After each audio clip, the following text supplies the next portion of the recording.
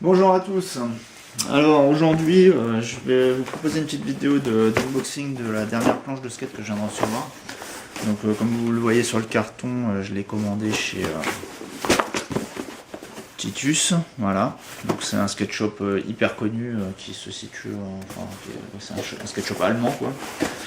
Et en fait c'est une planche que je voulais depuis, que j'envisageais d'acheter depuis un moment.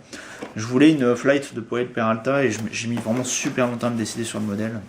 Déjà parce que les Flights de Poel sont, j'ai l'impression qu'elles sortent de l'usine au compte-gouttes, donc c'est assez compliqué d'en avoir une quand on cherche un modèle particulier.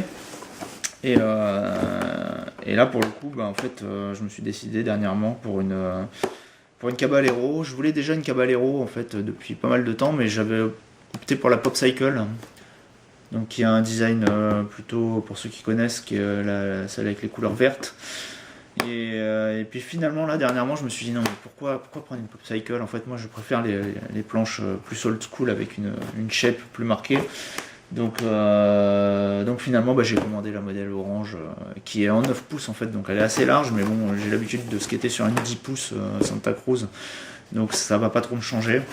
Enfin au contraire ça va être bien cool quoi, parce que j'ai aussi une Popcycle 8 pouces que j'aime moins finalement que la 10 pouces, vu que de toute façon moi je fais quasiment que du cruiser. J'ai passé l'âge de faire des tricks, donc voilà, donc je me suis dit en fait ça me correspond plus par rapport à mon style d'usage de prendre la shape. Voilà. Donc comme d'habitude alors le colis est arrivé super vite, hein. Je l'ai commandé la semaine dernière, il est arrivé là en une semaine en fait. Et c'est pas la première fois que je commande chez eux, j'avais déjà commandé une reissue de la Bonne Brigade, là, une Rodney Mullen chez eux qui est arrivée pareil en une semaine, donc impeccable. Voilà, donc à chaque fois ils envoient les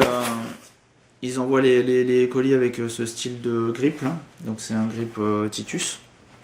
Ouais, Titus. Donc ça c'est gratos, hein, c'est filé avec. Alors il n'y a pas de frais de port au-delà de je crois 60 € de commande. Donc là j'ai pas payé de frais de port. Les planches Flight sont assez chères. Je vais vous expliquer ça. Donc je me suis pris un grip, hein, vous voyez, un grip Poel Peralta. Donc je voulais un grip fantasy pour marquer le coup avec cette planche, parce que ça va vraiment être ma planche fétiche, on va dire. C'est comme ça que je l'imagine. Donc je voulais un grip qui sorte un peu de l'ordinaire, mais qui soit pas non plus trop exubérant. Donc j'ai évité de prendre des full print. Voilà, j'ai pris celui-là, c'est un Powell, donc ça va bien avec la marque du skate. Et puis il y a le design Bones quoi dessus, donc c'est sympa. Voilà. Ensuite à l'intérieur, qu'est-ce qu'on a? On a tous les papiers. Donc il y a une planche de stickers, voilà. Donc ça c'est sympa aussi. Il y a le bon de réduction donc de 10 € sur votre prochain achat. Donc il y a un code là sous mon pouce qui permet de commander là dans les 3 mois et d'avoir 10 € de réduction à partir de 60 € d'achat. Donc ça c'est pas mal, parce que du coup si vous avez un achat de planche complète à faire, vu que les frais de port sont offerts à partir de 60 €, vous pouvez morceler votre achat. Ça vous permet de prendre le temps de choisir un peu les éléments que vous voulez et puis avoir à chaque fois les 10 € de réduction. Par exemple là j'ai commandé qu'une planche. Si je veux changer de trucks, je peux commander mes trucks avec le bon d'achat, j'aurai 10 € de réduction. Puis après si je veux changer de roue, voilà, une fois que j'aurai reçu mes trucks, j'aurai encore un bon de... Enfin bref, ça pousse à la consommation, mais ça fait faire des économies si on prévoit de faire une planche complète quoi. Donc voilà, ensuite il y a un bon pour le retour, parce que c'est de la VPC, donc si je veux le retourner, mais moi je la retournerai pas. Voilà. Et enfin, la fameuse planche Flight. Donc voilà la gueule qu'elle a. Donc c'est le design Caballero moderne en fait, hein. C'est toujours un dragon, mais c'est le nouveau. Donc c'est une impression dessus, donc c'est pas de la sérigraphie, hein. C'est de la sérigraphie basée sur une impression numérique sur du vinyle. Là c'est les planches modernes en fait, hein. Donc c'est pas aussi classe que ce qu'on avait à l'époque. Mais bon, ça va, c'est pas mal quand même. Je crois que le designer c'est toujours le même mec là, le J.C. Johnson, je crois il s'appelle. Le mec qui a fait tous les designs de Poel Peralta depuis des plombes. Donc au niveau de la planche, elle est, en fait, c'est une intermédiaire un peu entre une old school et une moderne, quoi. Donc elle a quand même un nose qui est vachement relevé, beaucoup plus que les anciennes. Et en fait, le nose et le tail me semblent d'être à peu près du même angle. Elle a un concave qui est assez marqué aussi, médium, je pense. Et puis elle est large, hein. Elle fait 9 pouces, donc d'ailleurs, est-ce que ça va aller, parce que le grip est censé faire 9 pouces, ouais, bah impeccable, ça va bien. Ouais, ça va bien. Faudra juste faire gaffe quand je vais le coller, hein. Ouais, ça va aller. Donc voilà, donc ça c'est cool. Je vais vous montrer la différence avec la Caballero old school. Vous voyez là.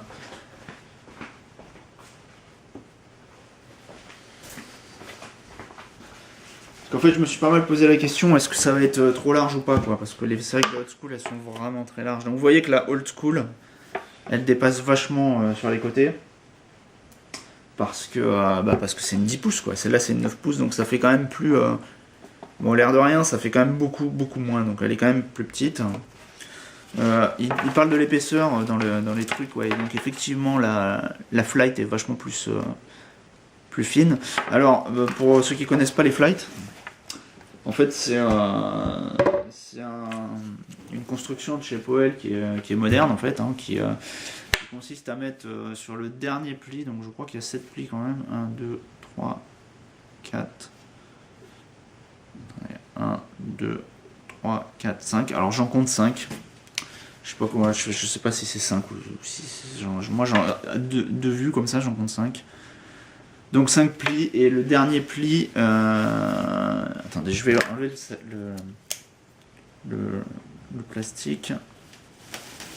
Le dernier pli, en fait, il y a de la fibre de carbone dessus, ce qui permet d'avoir une résistance vraiment à toute épreuve. Donc je m'amuse à faire plein de vidéos avec des bagnoles qui passent dessus, qui montrent que la planche ne se casse pas. Il y a des mecs qui ont fait des vidéos aussi où ils essaient de la casser en balançant des blocs de béton dessus et tout, et bon, en général elles sont hyper résistantes. Donc ouais, vous voyez, on voit la texture, je sais pas si on voit là, ouais, vous voyez, donc on voit la fibre en fait qui est dessus et qui fait donc la dernière couche et qui la rend super résistante. Donc elle se plie, enfin bon, regardez sur le net, hein, on voit des vidéos, je vous dis, avec des camions qui passent dessus, et elle s'en sort nickel, quoi.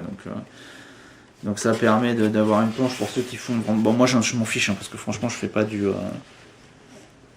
je les maltraite pas, moi, les planches. Je suis pas un mec qui fait du skate comme un malade, donc c'est surtout pour rouler. Donc là c'est vraiment histoire de me faire plaisir avec une planche qui est sympa. Et mais pour ceux qui bousillent des planches à tour de bras, en fait ça peut être pas mal, parce que du coup ils en ont une qui va leur durer peut-être 6 mois, 1 an, quoi. Voilà, au niveau du prix, c'est vachement plus cher que les planches traditionnelles, hein. Une planche comme ça coûte, que je ne dise pas de bêtises, ça doit être entre 110 et 120 euros la planche. Donc on est quasiment sur plus du double d'une planche traditionnelle, mais c'est vrai que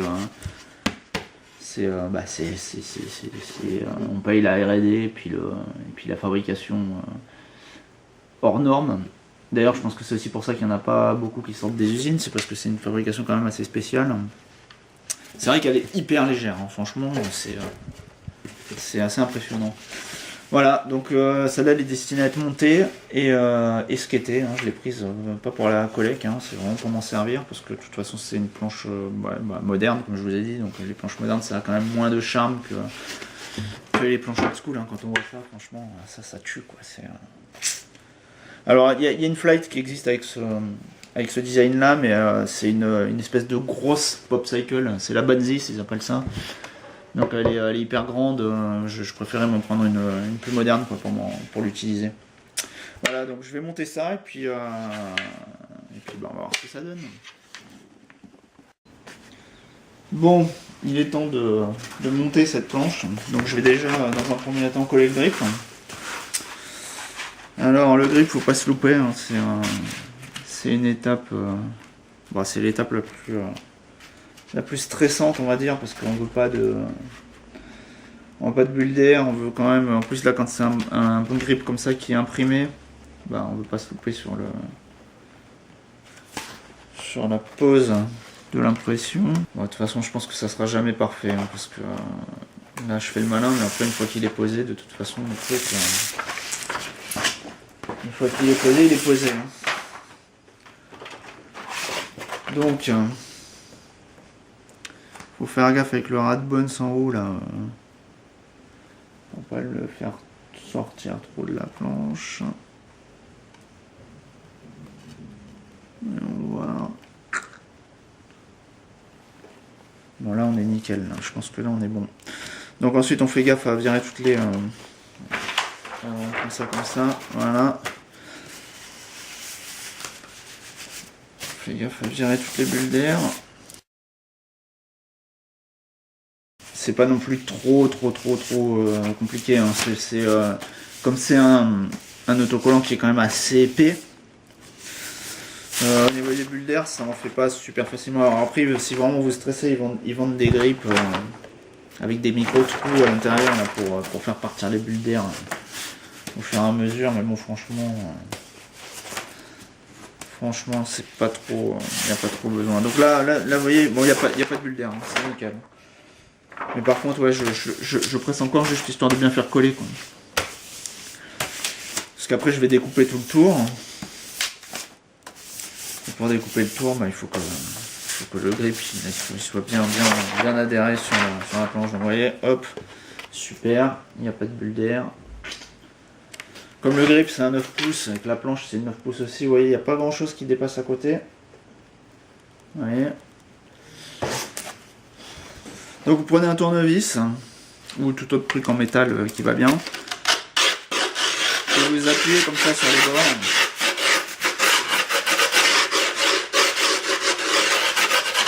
Histoire de bien marquer les bords et de bien faire adhérer le grip sur les bords de la planche.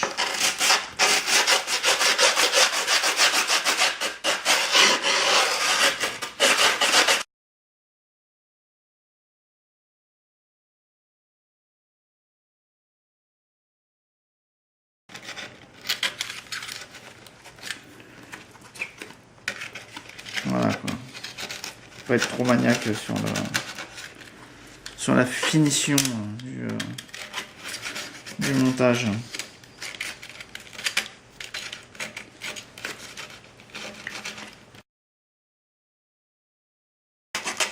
Alors vous jetez pas tout de suite les chutes. Parce que comme je vous ai dit tout à l'heure, c'est du papier de verre, donc ça va nous servir, hein, vous allez voir.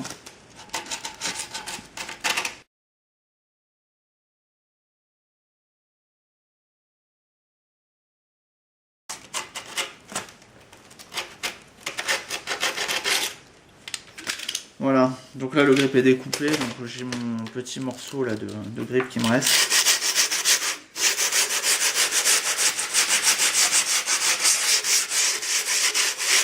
Donc j'affine bien les côtés.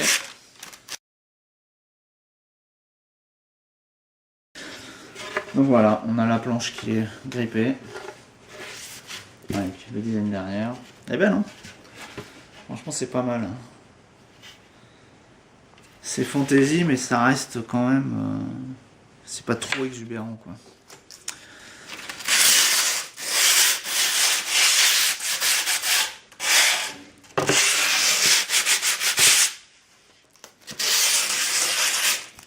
Alors ensuite, pour les trucks. Voilà, donc c'est le moment de maintenant monter les trucks. Donc la planche est prête. J'ai pris un petit poinçon là pour commencer les trous. Alors vous pouvez faire directement avec les vis, hein, mais bon, je perce déjà avec le, voilà, avec le poinçon. Hop, hop, voilà. Ensuite on a les trous derrière. Non, on n'a pas les trous derrière. Je vais mettre les vis dans ce sens-là, voilà. Donc vous voyez, ça ressort de l'autre côté.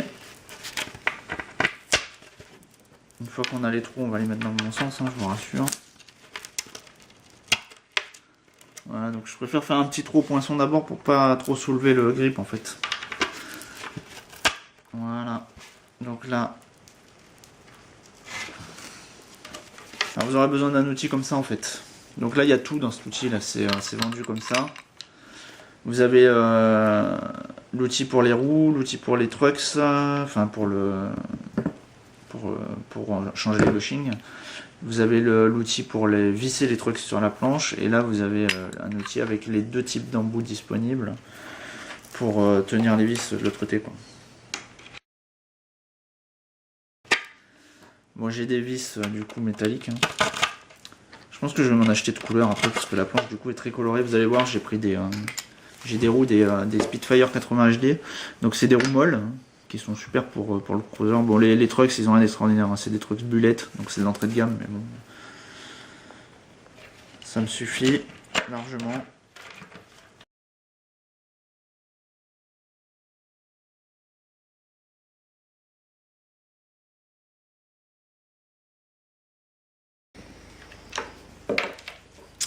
Et voilà, les trucks sont mis, bah ça y est, la planche est terminée, donc vous voyez, hop, grip, les roues, franchement elle est cool, ça va, ça rend bien. En fait les roues vont super bien avec le grip. Voilà, bon bah je vais essayer ça, puis je vous tiendrai au courant. Allez, bye.